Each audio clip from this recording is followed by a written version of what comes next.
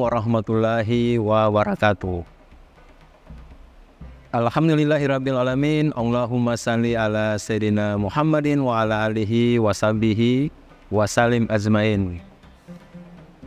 Alhamdulillah, kami dari Yayasan Rubatul Khairat Kota Ternate di bawah pimpinan Al-Habib Abdurrahman bin Kamil As-Sagaf. Sementara ini kami lagi membangun gedung pondok pesantren Rubatul Khairat Madrasah Al-Ulya yang sementara dibangun, ya. Gedung lantai 3. Kami sangat membutuhkan dana infak dan sedekah dari jamaah bapak-bapak dan ibu-ibu. Bagi yang mau berinfak untuk melanjutkan pembangunan gedung pondok pesantren, bisa ditransfer di rekening Bank Syariah Indonesia atas nama Yayasan Rubatul Khairat. Nomor rekening 723563956. Terima kasih.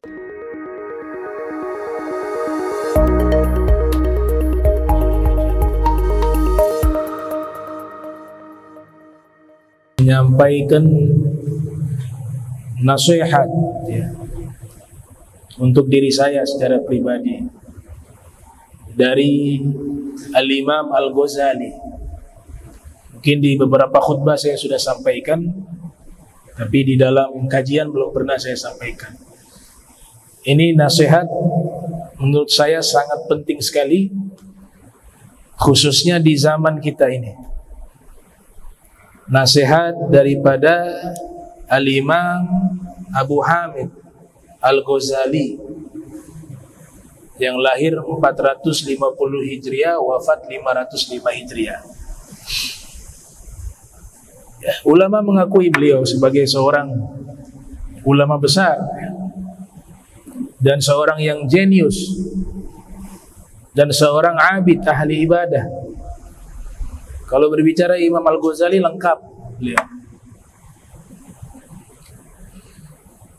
Nah, ada satu riwayat sebagai prolog pengantar dari nasihat Imam Al-Ghazali. Nabi pernah menyatakan satu sabda beliau. Ini diriwayatkan oleh Imam Muslim yang lahir tahun 204 Hijriah, wafat 261 Hijriah. Di dalam kitab Sahih Muslim, Rasul bersabda, "Idza qala ar-rajulu halakan nas fahuwa ahlakuhum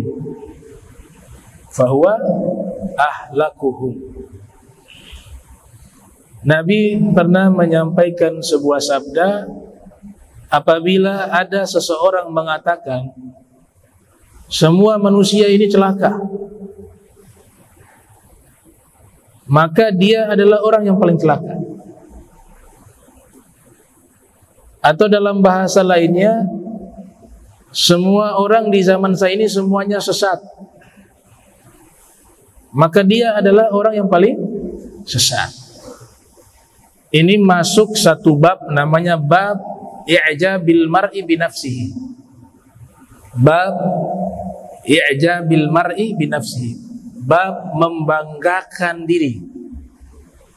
Ketika kita mengatakan semuanya manusia sudah rusak di zaman ini. Zaman ini sudah tidak ada lagi orang baik, semuanya tidak baik. Tapi kalau ditanya siapa terus yang baik? Saya sendiri. Saya pernah dapat dikirim satu video di luar negeri, beragama Islam, orang Islam. Jadi dibawa di satu stasiun televisi, terjadi dialog, wawancara. Ada pembawa acara dengan narasumber berbicara tentang masalah agama Islam. Dan ini luar biasa. Pemikiran semacam ini masuk ke bab merasa diri paling suci, merasa diri paling benar, dan memandang lainnya itu adalah orang-orang yang salah. Jadi maksiat mata itu bukan hanya melihat sesuatu yang haram, yang vulgar, itu juga maksiat mata, tapi juga an-nazru bil ihtiqar, memandang orang dengan pandangan meremehkan, itu juga maksiat. Jadi kalau lihat orang dia anggap remeh, itu juga maksiat mata. Nah, ini Allah Ta'ala sudah memberikan satu firman yang dimana diajarkan oleh Rasul kepada kita untuk selalu merasa diri kita ini banyak kekurangan. Jangan pernah merasa diri kita ini sebagai orang yang suci. Fala tuzakku anfusakum huwa a'lamu biman ittaqa. Jangan kalian menganggap diri kalian itu suci. Dia Allah lebih tahu siapa yang bertakwa. Ini ayat sebagai tarbiyah untuk diri kita. Kalau nasihat jangan ditunjuk ke orang lain, ke diri masing-masing. Jangan, oh itu dia tuh, itu dia. Oh yang nasihat ini untuk dia. Untuk diri kita, semuanya. Karena kita manusia tidak bisa lepas dari namanya kekurangan, kesalahan, dan lupa. Dikasih kesempatan wawancara dengan orang tersebut. Bagaimana menurutmu kaum muslimin di zaman sekarang ini? Dia mengatakan kaum muslimin di zaman sekarang ini semuanya menyimpang, katanya. Kaget nih. Ada videonya tuh, bisa cari aja sendiri. Semuanya menyimpang.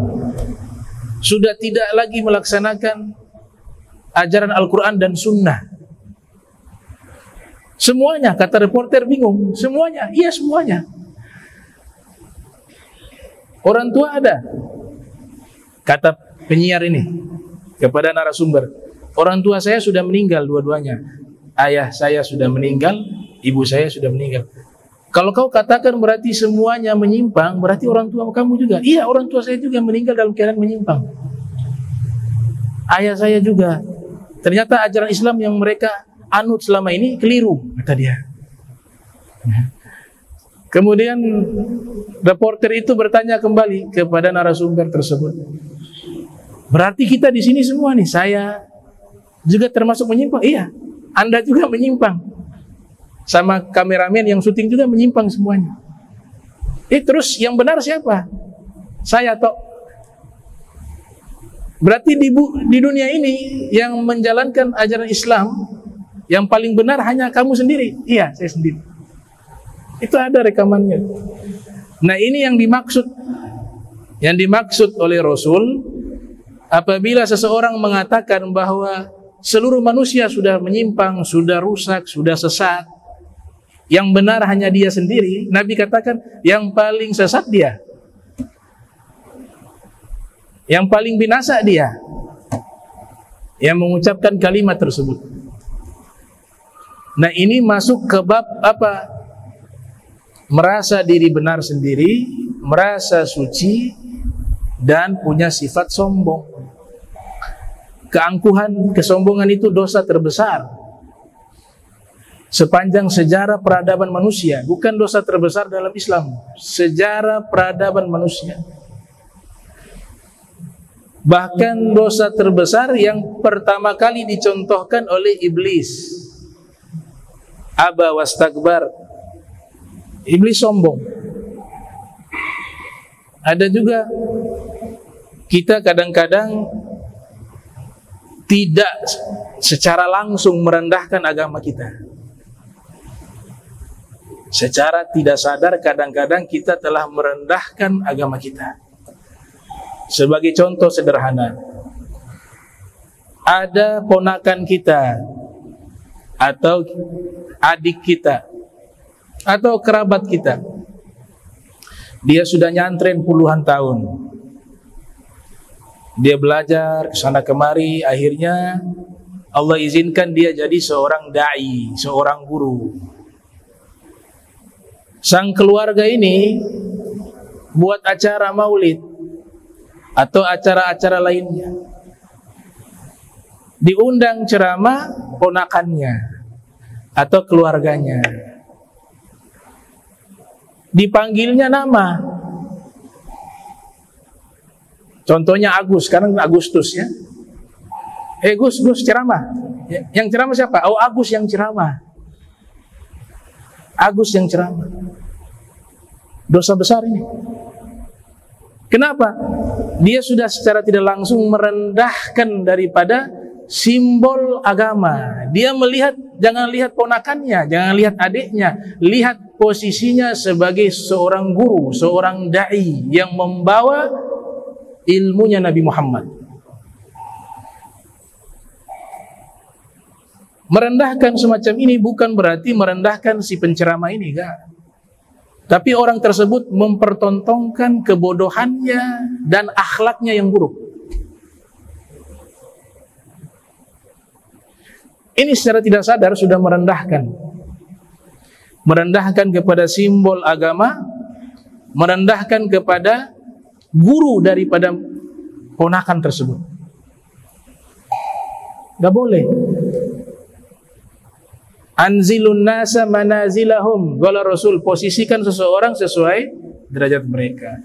Lebih baik gak usah dibuat acara ceramah, gak usah undang. Bagaimana mau undang ceramah orangnya gak dihormatin,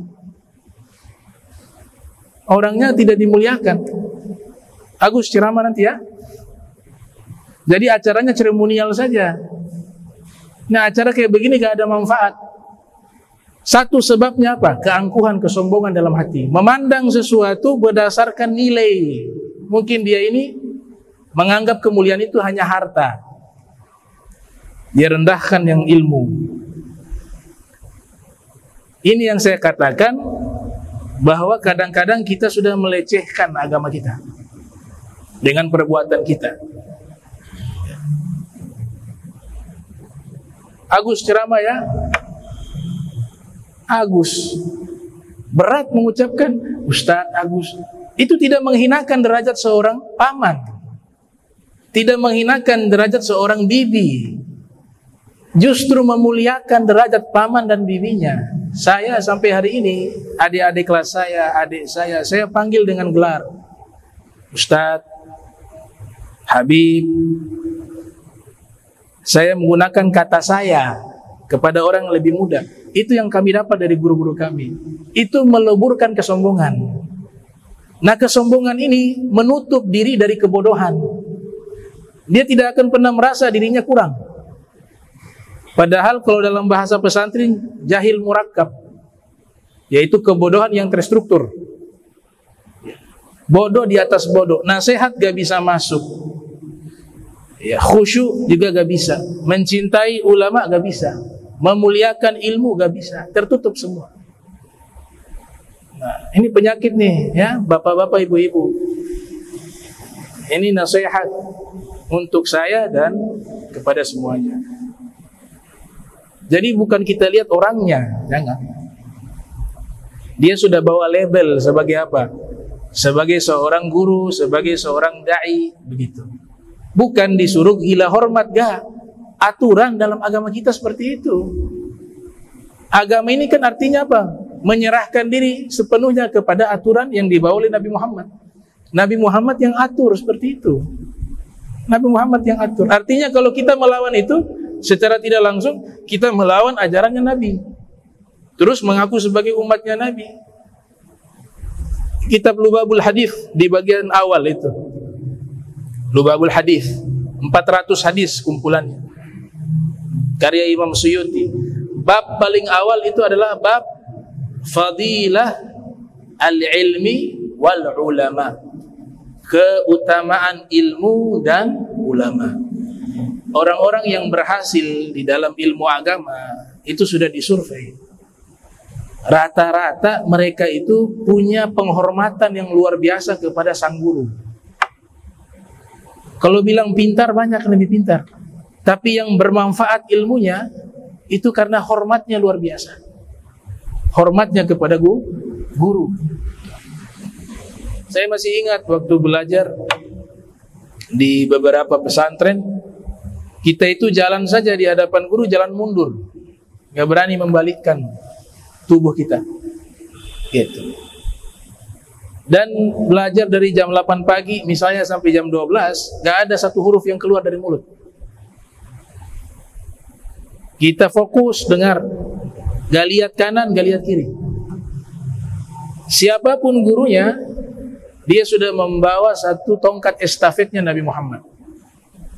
Yang kita lihat di sini adalah Rasulullahnya. Yang kita lihat di sini adalah simbol-simbol kebesaran Allah. Ilmu agama itu simbol terbesar, kata Imam Nawawi. Jadi kalau tidak ada penghormatan, paling tidak jangan menghinakan. Kadang memang sengaja ditantang-tantang. Ini ponakan saya nih, ini masih adik-adik saya. Dulu masih kecil-kecil ini. Nah, ini judulnya merendahkan ihtikar bisyairillah, merendahkan simbol-simbol kebesaran Allah. Berarti di hatinya itu gak ada agama. Hakikatnya begitu. Karena memuliakan simbol kebesaran Allah itu namanya takwa. Wa may yu'azzim sya'airillah fa innaha min taqwal qulub. Siapa yang mengagungkan simbol-simbol kebesaran Allah, pertanda dalam hatinya ada takwa. Berarti yang menghinakan simbol-simbol Allah, dalam hatinya tidak ada takwa. Hati-hati. Kemudian yang posisinya sebagai da'i, sebagai muallim, punya juga undang-undang. Gak boleh takabur, tidak boleh merasa diri sudah menjadi orang hebat. Tidak boleh marah kalau seandainya ada orang yang tidak mengenalnya memanggil tanpa gelar. Gak boleh dia marah. Jadi dua pihak juga nih. Pihak yang satu memuliakan ulama dan ilmu, pihak kedua ulamanya itu harus berakhlak baik, harus punya sifat sabar. Sedikit-sedikit merajuk, nama gak disebut merajuk, gak mau hadir pengajian sampai 1 bulan 2 bulan. Kenapa? Nama saya gak disebut. Berarti masih kurang di dalam menjalankan tugas. Tugas utama kita dakwah, ngajak. Itu yang lain gak usah dipikirin. Kita hanya diperintahkan berbuat baik kepada manusia, tidak diperintahkan mencari ridho seluruh manusia. Ingin mencari ridho seluruh manusia gak bisa dapat. Ridhon nas ghayatun la tudrak. Bagaimana kita berada di jalan yang baik, berbuat baik, yang kita cari ridho Allah wa ridho Rasulullah sallallahu alaihi wasallam, enak hidupnya. Enak. Jadi tujuan utama seperti itu. Jadi itu gambaran bagaimana Nabi katakan bahwa orang yang mengatakan semua manusia sudah sesat, yang benar hanya dia, kata Rasul, dia yang paling sesat. Dia mengatakan semuanya orang ini semua binasa, yang tidak binasa hanya dia sendiri, kata Nabi, dialah orang yang paling binasa. Itu nasihat dari Rasulullah Muhammad sallallahu alaihi wasallam yang dijelaskan oleh para muhaddithun. Kemudian Imam Ghazali, beliau menyampaikan nasihat mengatakan bahwa annas kulluhum halka illal alimun. Semua manusia itu binasa. Ini bukan bab kesombongan, ini bab nasihat, beda. Kalau tadi Nabi katakan orang itu berkata semua manusia binasa. Tapi yang Nabi maksudkan di sini mafhumul mantuk, dia berbicara begitu dengan dasar keangkuhan dan kesombongan. Tapi kalau nasihat Imam Ghazali ini bab nasihat, beda. Beliau mengatakan semua manusia binasa kecuali orang yang berilmu. Itu maksudnya adalah dengan ilmu kita akan selamat. Kebodohan itu membinasakan, ilmu itu menyelamatkan. Saya selalu mengatakan, yang Nabi perintahkan kepada kita bukan diperintahkan kita menjadi orang yang paham, tapi disuruh kita menuntut. Maksudnya begini, hadis Rasul yang mengatakan thalabul ilmi faridatun ala kulli muslim, menuntut ilmu hukumnya wajib bagi setiap muslim. Di sini kan masing-masing orang berbeda-beda. Ada faktor usia. Faktor usia, jangan kita suruh banyak hafalan. Belajar, dia datang dengan tawadu. Dia sudah hadir itu sudah menunjukkan kerendahan hatinya. Kemudian kita bilang kalau mau ngaji di sini di majelis saya, nanti hafal ya doa-doa. Suruh hafal kitab Bidayatul Hidayah. Kasihan gak bisa. Dia berusaha juga, paling sudah hafal keluar lupa. Karena faktor usia. Ada juga mohon maaf orang-orang yang punya pemahaman sulit. Dia sudah berusaha untuk belajar tapi tidak paham-paham. Jangan kita rendahkan dia. Kewajibannya sudah gugur. Kenapa? Sudah ada usaha menuntut. Sehingga sekalipun dia nanti praktek ibadahnya, ilmu yang diajarkan oleh sang guru itu, dia tidak mampu pahami dan terapkan secara keseluruhan, tapi dia sudah berusaha untuk belajar, salahnya dia dalam ibadah tidak berdosa. Karena sudah berusaha. Sederhana sekali. Yang berdosa itu ketika tidak punya ilmu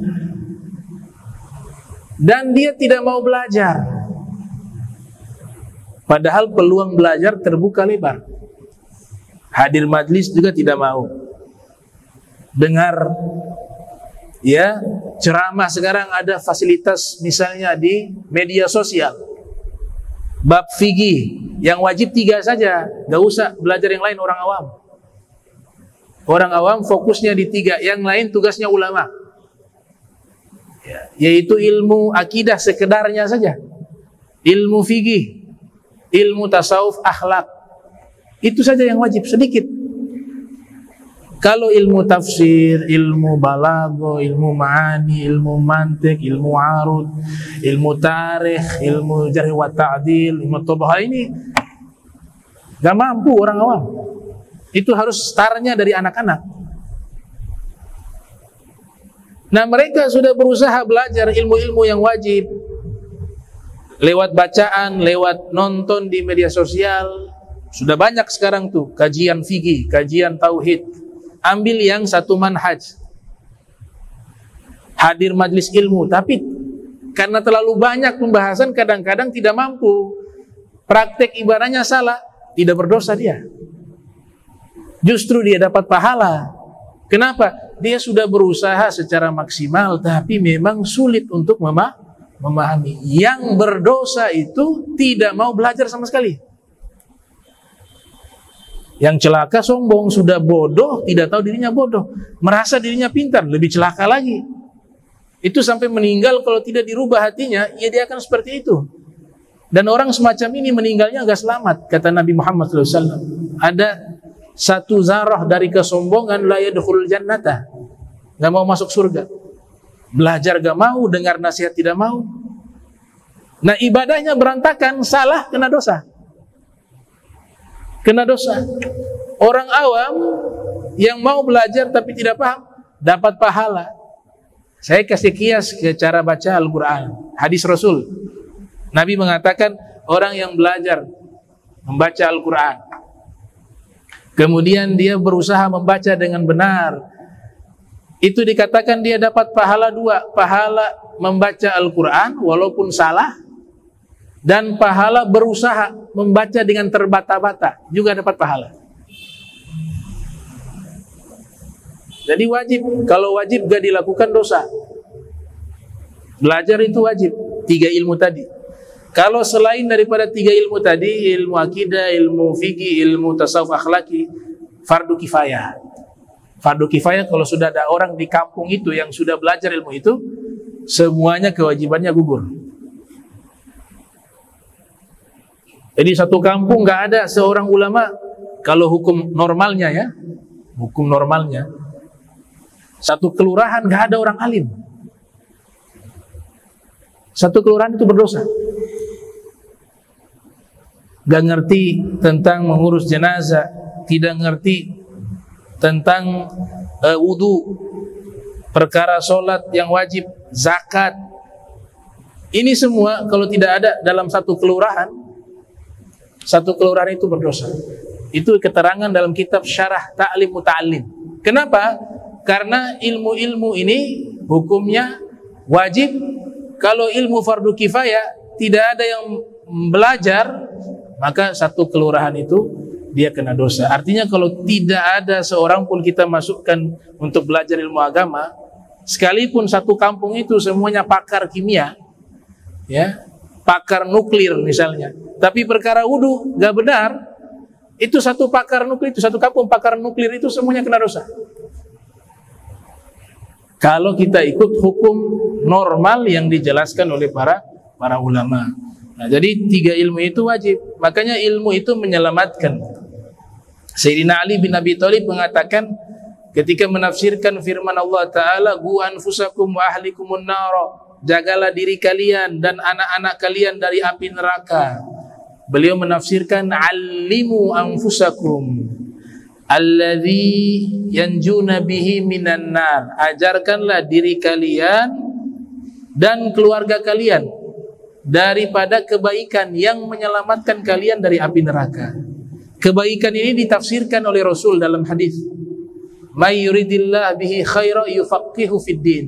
Siapa yang Allah inginkan kebaikan, Allah berikan dia paham terhadap agamanya. Berarti kebaikan di situ yang dimaksud adalah pemahaman agama, ilmu agama.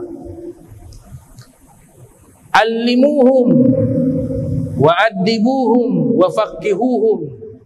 Imam Hasan al-Basri dan Ibnu Abbas menafsirkan kebaikan di situ artinya apa? Ajarkanlah mereka, siapa? Keluarga kalian, dan didiklah akhlak mereka, dan berikanlah pemahaman. Faqihuhum itu berikanlah pemahaman hukum agama. Ini tafsiran daripada Sayyidina Ali yang mirip juga dengan tafsiran Ibnu Abbas dan Imam Hasan al-Basri. Nabi pernah katakan dalam hadis riwayat Al-Imam Baihaqi yang lahir 384 Hijriah, "Kun aliman au muta'alliman au mustami'an au muhibba wala takun khamisa fatahlika." Jadilah kalian orang yang berilmu. Kalau tidak mampu, jadilah kalian orang yang selalu belajar. Kalau tidak mampu lagi, jadikanlah kalian orang yang mendengar kebaikan. Tidak mampu lagi, terakhir, jadilah orang yang mencintai ilmu. Jangan jadi yang kelima, berilmu tidak, belajar tidak mau, mendengar juga tidak mau, cinta juga tidak ada. Kata Nabi, yang kelima ini binasa. Jadi yang mengatakan binasa di sini Rasul. Fatahlika. Jadi belajar dalam Islam gak ada batas. Utlubul ilma minal mahdi ila lahdi. Kita mendengar ungkapan itu. Ini para muhaddithun menyatakan bukan hadis Rasul tapi ucapan ulama. Tuntutlah ilmu mulai dari buayan sampai masuk ke liang lahat. Bahkan Imam Ahmad bin Hanbal, Imam Ahmad dalam manaqib beliau itu dikatakan sudah menghafal 1 juta hadis Rasul. 1 juta hadis. Ya. Itu komputer juga itu bisa rusak itu. Kita kalau punya handphone, kita download 1 juta hadis, itu handphone memorinya penuh. Error langsung. Tapi otak manusia Allah setting bisa menampung itu. Entah berapa gigabyte tuh otak. 1 juta hadis dihafal, tapi beliau itu seumur hidup sampai meninggal tidak pernah berhenti belajar. Selalu bawa pena sama buku. Dengar kabar di sana ada guru, beliau ke sana belajar. Sampai dikatakan oleh keluarganya, "Wahai imam, engkau ini sudah sepuh, sudah alim, sudah jadi orang yang sangat berilmu, kau masih terus belajar." Apa kata beliau? "Ana ata'allamu al-ilma hatta adkhulal qabr." Saya akan terus belajar hingga saya masuk ke dalam kubur. Kita Arba'in Nawawi gak hafal. Hafal matan lupa sanad, hafal sanad lupa matan, kemudian hafal rawahu tertukar-tukar. Ini rawahu Bukhari jadi rawahu Muslim, yang rawahu Muslim jadi rawahu Bukhari. Kelemahan kita itu harus mengakui diri kita itu kurang. Itu orang bagus tuh, orang bagus mengakui kurang. Kita belajar bukan merasa tambah pintar. Kalau belajar merasa tambah pintar, yurithul kibr, mewarisi kesombongan. Tapi belajar itu merasa makin bodoh, mewarisi rendah hati. Jadi begini konsep belajarnya kebalik, bukan makin banyak tahu, wah makin hebat. Makin banyak tahu, ternyata banyak yang kita tidak tahu. Di situ mewarisi ketawaduan, ya, rendah hati. Ilmu kalau tidak diiringi dengan akhlak percuma. Wasiat Imam Malik kepada Imam Syafi'i, Imam Malik mengatakan, ya Muhammad, ij'al ilmak milha, waj'al adabak daqiqa. Wahai Muhammad, jadikan ilmumu itu seperti garam, dan jadikanlah adabmu itu seperti tepung. Jadi kita kalau buat roti, garam sama tepung yang lebih banyak mana? Tepungnya. Kalau garamnya lebih banyak, tepungnya sedikit, tidak ada yang bisa makan. Tapi garamnya sedikit, tapi tepungnya banyak, jadi roti, bisa dikonsumsi oleh orang. Itu perumpamaan yang disampaikan oleh Imam Malik. Artinya ilmu harus diiringi dengan adab.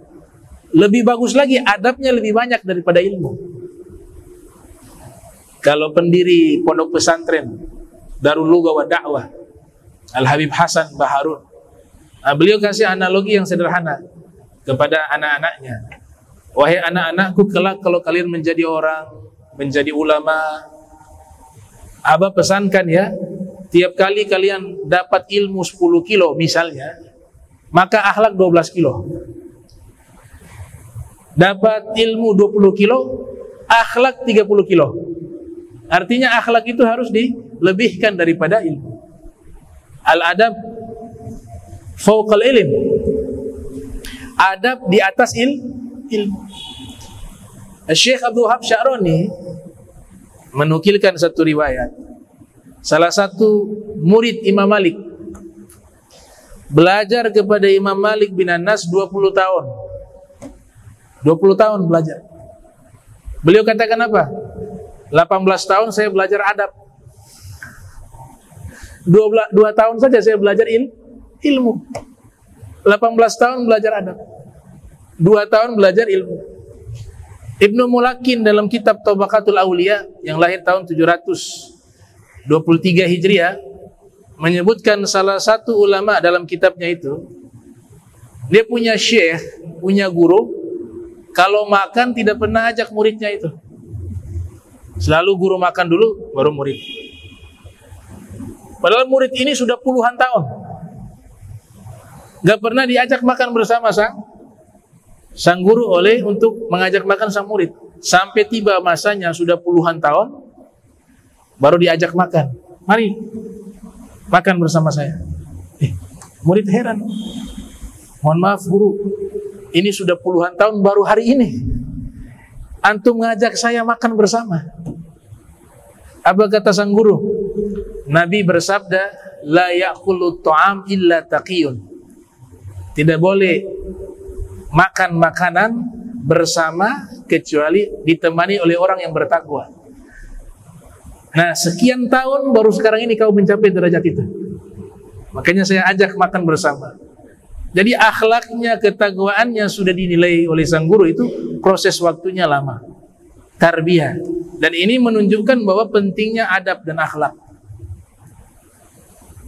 Orang belajar sampai luar negeri, sampai profesor doktor sekalipun, tapi ada satu saja gurunya yang pernah dia sakiti, satu saja.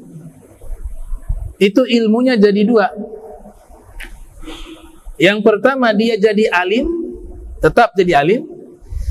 Tapi kealiman ini membawa dia kepada kebinasaan. Jadi ulama yang jahat, menjual agama, ya.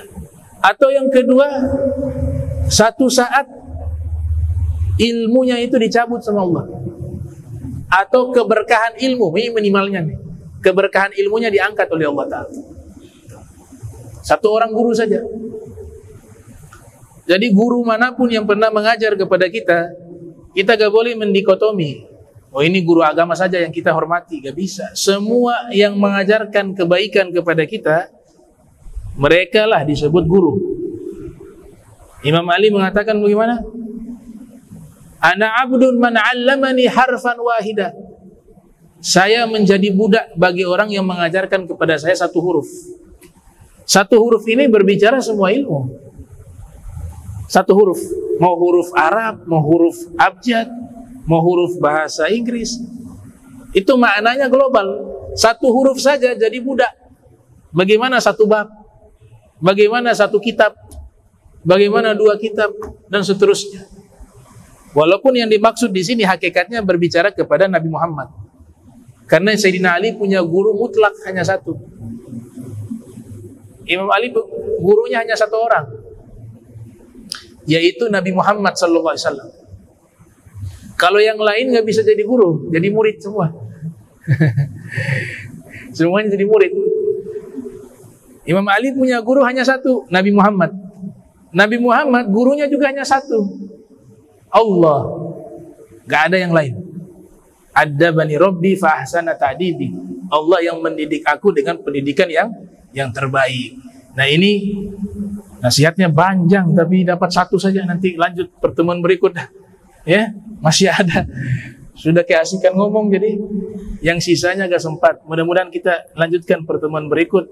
Nasihat dari Al-Imam Ghazali, mudah-mudahan panjang umur semua, sehat afiat, diberikan istiqomah, dibersihkan hati kita dari kotoran-kotoran hati, diberikan istiqomah dalam ketaatan dan ibadah kepada Allah Subhanahu wa taala, wafat husnul khotimah setelah panjang umur, sehat wal afiat, berkumpul dengan Rasul Muhammad sallallahu alaihi wasallam di yaumil qiyamah, masuk surga bersama beliau, dapat syafaat beliau, dapat perhatian beliau. Amin ya rabbal alamin. Allahumma jam'ana hadza jam'a marhuma wa tafarraqna ba'di tafarruqan ma'zuma wa la tajal minna wa la minna syakila mahruma. Subhanaka bihamdika astaghfiruka wa atubu ilaik. Wa sallallahu sayyidina Muhammadin wa ala alihi wa sahbihi wa barik wa sallam. Wa lafu minkum wassalamu alaikum warahmatullahi wabarakatuh.